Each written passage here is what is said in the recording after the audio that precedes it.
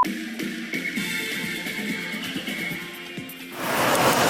guys, so magandang araw at nandito nga pala tayo sa Arco ng Pangasinan. Ayan, so ito si Nana.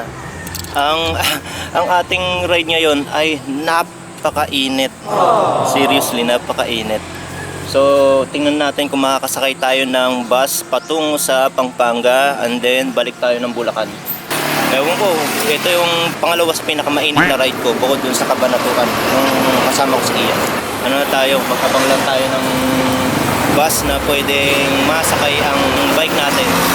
Kasi nakikita ko yung mga Victory Liner, mukhang pwede silang makapagsakay ng mga bike katulad ni Nana. So tingnan lang natin, ha?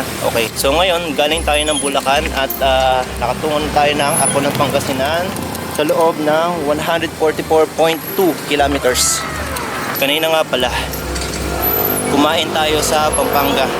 Hindi ko alam, Mexico Pampanga yata yung pinagkainan natin kanina. So, okay, kain muna tayo dito ng baon kong Spanish bread. Ang init. So sige, kain na muna ako.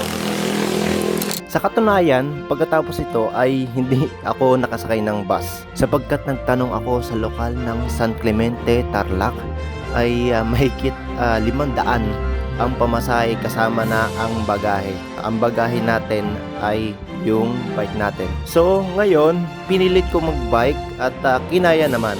So makikita ninyo ang buong kilometers mula Bulacan, Tarlac hanggang sa Arco ng Pangasinan.